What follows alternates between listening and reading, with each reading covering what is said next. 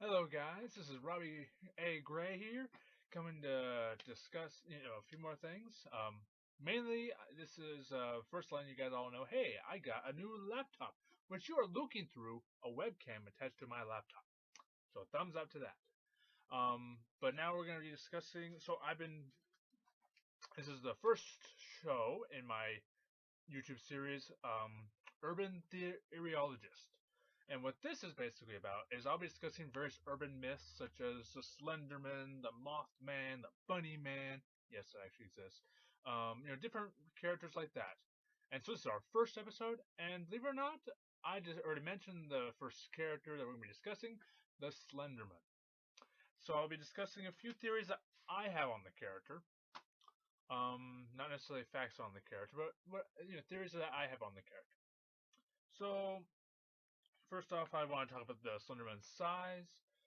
Everybody seems to perceive, say he's a really exaggerated tall fellow. And to some extent, I think this is true. But I also think that perhaps, the whole point behind the size increase, as everybody knows, is to give this feeling like, remember when you were a little kid, how like the adults felt like they were giants over you, and so you were kind of scared of them? That's the exact same feel that Slenderman is wanting, basically, when he does this. So, it wouldn't be surprising if, while to an adult he'd be twice the size of the adult, while to a child he'd appear the size of an adult. So it probably would appear different depending on the individual. So and the individual's height. So that's one thing that would affect it. Um, but so yeah, it's usually that's probably the focus of it is a form of intimidation. Also possibly to scare off other predators that might get in the way. Bigfoot, blah blah blah. What is his purpose? It's like as we've seen through various documentaries and things like that. The Slenderman stalks people for some strange reason, and we really don't know why he does this. Now, there's a couple of theories, and I wrote a few down. One is that maybe his world is, and when I mean stalking, there's two forms of stalking. There's stalking where he actually finds the people and he kidnaps them. Basically, the, he and the kidnappee are, run off, you know, are basically taken somewhere. And in other situations, you have it where the person is killed. Now I'm talking about this. Now in this part, I'm talking about the kid. Where he actually kidnaps the individual and you don't see the individual again. One possibility is that he might be taking these individuals to his reality, whatever reality that may be. Might be the future. Might be another dimension. We don't know. But maybe he's taking them there because they have potential in saving his world. That could be it. Um, Although we do not know.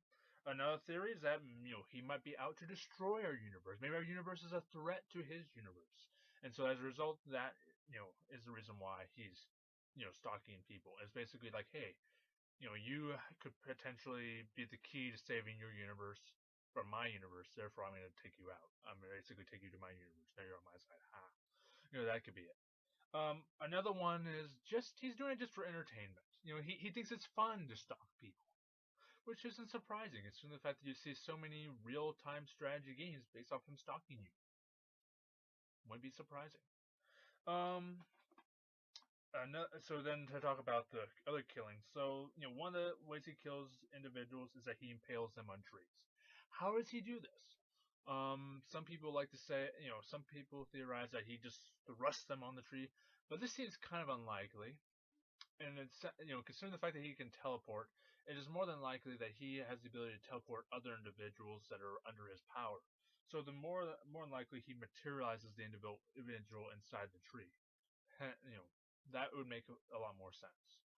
Um, Another thing, a lot of people say that photos and videos have no effect on him. Like he stalks people who follow, who've seen him, but people have said, if you see a video of him or like footage or pictures, he doesn't stalk you. I'm not sure it's entirely true.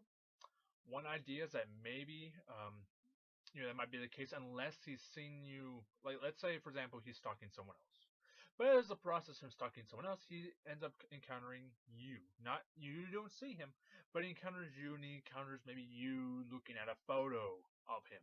Well, then his target might change. He might still be stalking that guy, but at the same time, he's like, okay, I'm coming back to you. So that might be a case. So that might be something to worry about. Just say.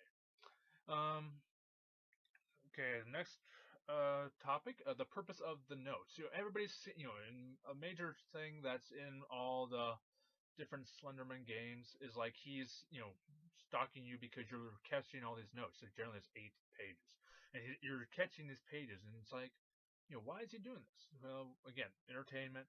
But one thing is like, where do these notes come from? Some people say that he makes them, which might be true. But another one is that it could be either these notes might have been made either by a future, like a past victim, like someone who's already been kidnapped, and so these people encounter the notes of these past victims. On the other hand, they could be the result of a proxy. A proxy, which for those of you who don't know, a proxy is basically someone under the influence of the Slenderman. So it's a very good possibility that these could be the result, basically have been made by proxies. So that's just one thing about the notes. We generally, again, we don't know where they're exactly. His purpose behind having proxies. As we all, one as you guys already probably seen in The Arrival, he uses them basically, probably to chase individuals towards him. I mean, think about it. You're being chased by this one guy who's probably flailing his arms. You go, ah, and then you're running down a corridor, and the next thing you know, you run right into Slendy. Now that would stink, but wouldn't be surprising. It's strategy. You're chasing the rat to the cage. That's the way. That makes sense. Another one is to keep his victims on his toes. Because there are times that he's not even stalking the person yet at the point, but he's having the proxies do things that annoy people. You can see this in various scenarios on YouTube. You see these different scenarios. So wouldn't be surprising. Like maybe he's like, I'm too busy stalking this one person. I can't deal with you guys. So yeah, because he doesn't travel through time. He travels through time like we travel through time. Linearly. He cannot manipulate time. So it'd make perfect good sense of like, hey, he's off, haunting these guys. So I'm gonna have you have these proxies, basically keep you guys on your toes, so that way you don't make any progress, and so that so that I can pretty much have control of you when the time comes. So that could be a possibility. One theory is that there may be individuals out there that have barriers, and these barriers are, these are like somehow some psychic field maybe or something, we don't know.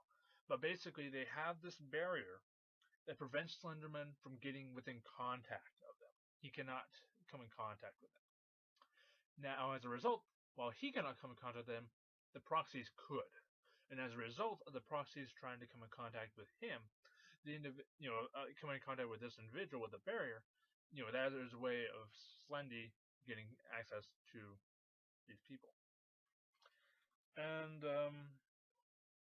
another one, for those of you guys who are conspiracy theorists, you might be using these, trying to use proxies as a manner of trying to gain power within our world, gain influence over the populace, possibly. Which would then make sense if, like I said before, our universe is a threat to his, and as a result, sabotaging our universe's political thing.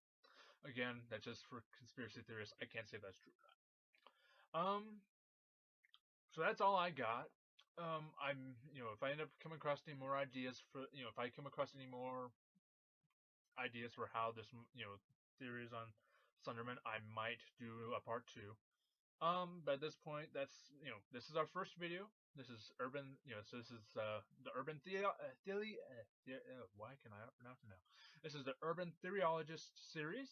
This is Robbie A. Gray signing off, and I hope to see more of you guys here on this channel because I'll be doing more of this series in the future. So, as stated before, this is Robbie A. Gray signing off.